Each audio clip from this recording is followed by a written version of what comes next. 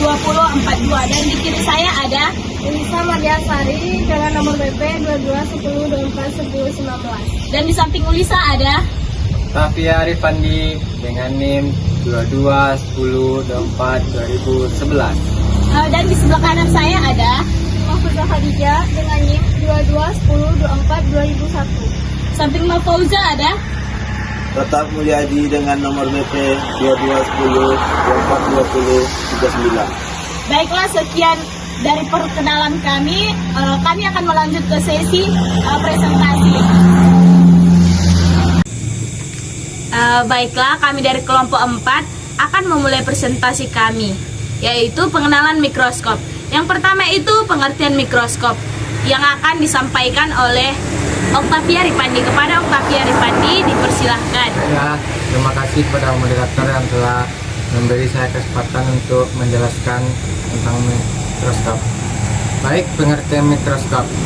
Mikroskop merupakan alat yang ada di laboratorium, biasanya digunakan dalam penelitian untuk mengamati benda hidup atau tak hidup. Memiliki ukuran kecil atau mikro. Jenis-jenis mikroskop. 1. Mikroskop cahaya adalah mikroskop yang menggunakan cahaya untuk membuat bayangan benda. Misalnya mikroskop cahaya biasanya mikroskop fase, kontras, mikroskop polarisasi, dan mikroskop fluorescensi. 2. Mikroskop elektron. Mikroskop elektron adalah mikroskop yang menggunakan pancaran elektron untuk membuat bayangan benda yang diamati, misalnya transmission elektron, mikroskop TEM, dan Skimli elektron mikroskop. Selanjutnya akan disampaikan oleh Tatak. Bagian-bagian mikroskop dan fungsinya. 1. Lensa okuler atau lensa mata. Lensa yang dekat dengan mata ini berfungsi untuk memperbesar bayangan benda atau sifat bayangan maya tegak diperbesar. Umumnya bayangan ini dibentuk bisa diperbesar hingga 6 atau 12 kali. 2. Tabung mikroskop.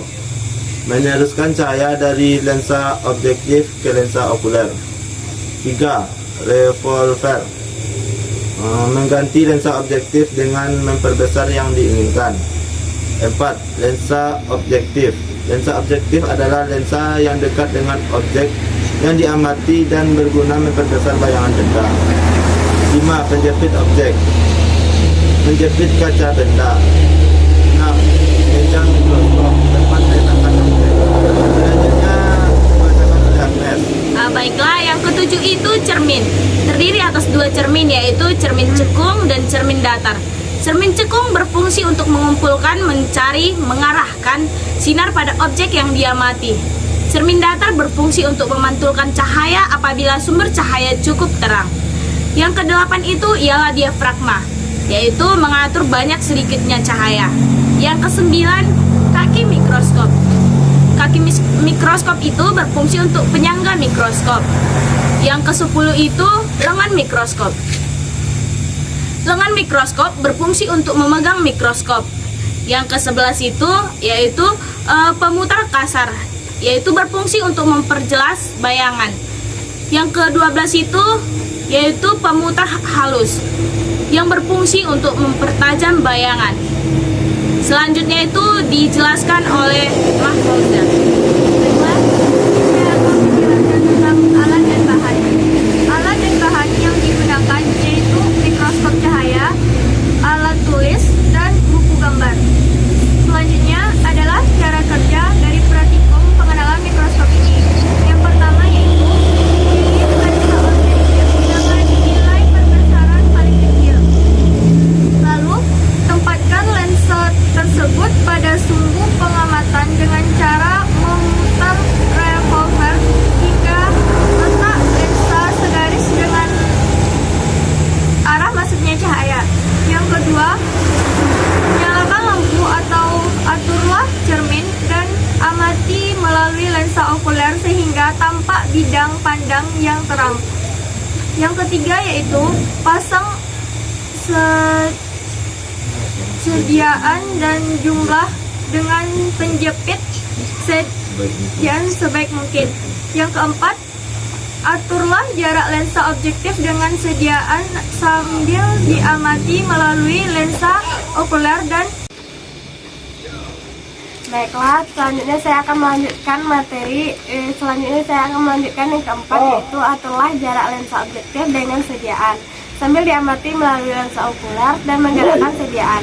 Bila sudah tampak ada noda pada garis kita, berarti akan tampak pula sama noda yang ada di garis kita, termasuk sediaan yang akan diamati. Nah, selanjutnya yaitu yang kelima, yaitu aturlah jarak lensa objektif dengan sediaan atau garis hitam sambil diamati melalui lensa okuler dan tanpa menggerakkan sediaan sampai noda pada garis kita tampak sangat jelas.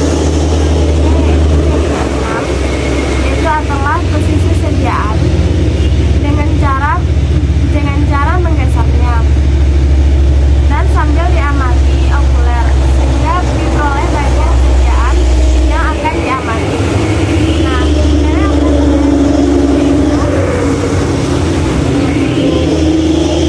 yaitu dengan untuk lebih memperjelas sebuah pengamatan dapat dilakukan dengan mengatur kombinasi antara intensitas cahaya yang masuk ke lensa objektif dan jarak sediaan dengan lensa objektif. Selanjutnya yang kedelapan, yaitu setelah itu gambar mikroskop cahaya yang telah diamati. Setelah itu gambar mikroskop cahaya yang telah diamati di buku gambar. Baiklah, sekian hasil presentasi dari praktikum kami.